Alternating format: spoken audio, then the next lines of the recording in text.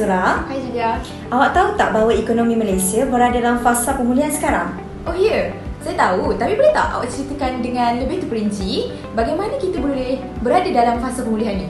Boleh Nazura.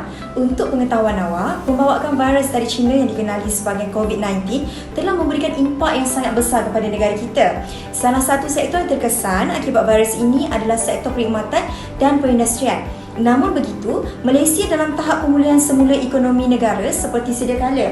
Banyak sektor telah dibuka semula dengan mematuhi segala prosedur dan SOP yang telah ditetapkan dan yang telah ditetapkan oleh MKN. Oh, begitu. Jadi apa tujuannya Julia? Tujuan pembukaan semula sektor ekonomi adalah untuk menutup kerugian yang ditanggung oleh kerajaan selain daripada memajukan semula perkembangan ekonomi. Terima kasih Julia. Dalam video ini, kita akan memfokuskan terhadap 5 buah kawasan tertentu yang terjejas akibat COVID-19. Sebelum itu, mari kita sama-sama menelusuri kepentingan kegiatan ekonomi terhadap masyarakat setempat yang akan dibawa oleh Muhammad Rizwan. Silakan. Terima kasih Nazura dan Julia atas penerangan yang diberikan. Seterusnya, saya akan menerangkan tentang kepentingan kegiatan ekonomi terhadap masyarakat. Salah satunya adalah kegiatan ekonomi dapat meningkatkan peluang pekerjaan kepada masyarakat. Peningkatan peluang pekerjaan dapat membantu ekonomi dan masyarakat dalam pengurangan pengangguran dalam sektor ekonomi negara. Yang kedua, selain itu, dapat meningkatkan taraf hidup masyarakat. Hal ini kerana peluang pekerjaan yang luas meningkatkan pendapatan penduduk dan meningkatkan taraf hidup masyarakat setempat kerana mereka mempunyai kuasa beli dan akhir sekali mempengaruhi perkembangan sesuatu penempatan. Kegiatan ekonomi menjadi pusat pengumpulan hasil pertanian, pelombongan, perkilangan dan perniagaan. Namun setelah berlakunya COVID-19 di Malaysia, keadaan ekonomi di negara ini menjadi tidak stabil dan memberi kesan ekonomi dalam keadaan tertentu. Terima kasih Rizwan. Antara kesan ekonomi di Malaysia akibat COVID-19 ialah peluang pekerjaan menurun. Seperti yang semua ketahui, terdapat banyak kegiatan ekonomi seperti dalam sektor perindustrian dan perkhidmatan ditutup, terutamanya semasa Perintah Kawalan Pergerakan 1 dilaksanakan.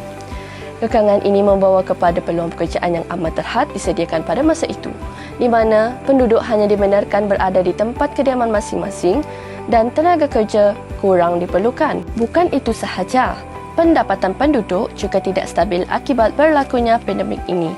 Perkara ini berlaku apabila pergerakan penduduk untuk mencari rezeki juga dikawal bagi membendung penularan virus tersebut. Walaupun terdapat sektor yang telah dibuka semasa negara di dalam fasa pemulihan, pergerakan penduduk ke destinasi tertentu adalah sangat terbatas, terutama semasa aktiviti rentas daerah masih dalam kawalan.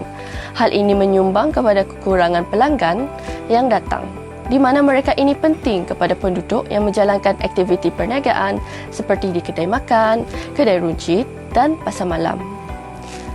Bagaimana pula dengan kesan ekonomi yang lain, Viveta?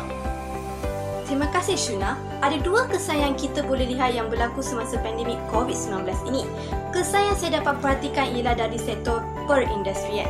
Terdapat banyak kilang-kilang yang dibuka di kawasan saya. Salah sebuah kilang berada berdekatan dengan saya dan terdapat satu perkara yang saya dapat perhatikan di sini. Kilang ini ialah sebuah kilang yang membaiki mesin. Apabila kilang ini ditutup, ia melumpuhkan proses pengeluaran barang di kawasan saya.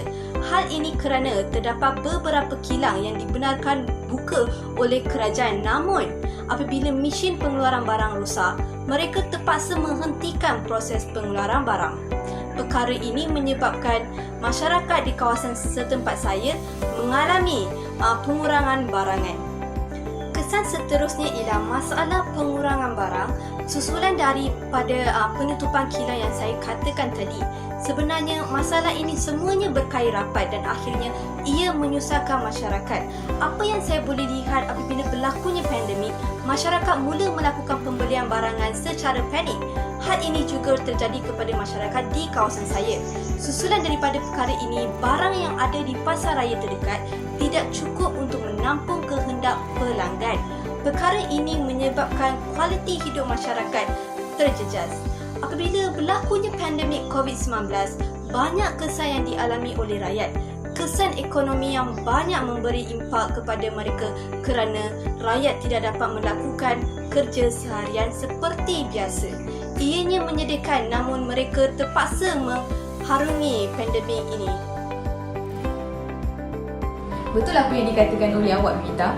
Saya percaya bahawa ramai yang terkesan akibat wabak ini. Kesan-kesan yang disampaikan oleh awak berdua tadi telah membuktikan bahawa kehidupan masyarakat kita menjadi terbeban kerana mereka perlu terus berdepan dengan cabaran dan norma baru ini. Betul Nazura. Susulan daripada maklumat yang diberikan oleh rakan-rakan kita tadi, saya percaya bahawa COVID-19 memberikan impak yang besar kepada kita semua. Diharapkan agar video ini dapat memberikan sedikit sebanyak maklumat mengenai kegiatan ekonomi yang terjejas di negara kita. Sekian, terima kasih.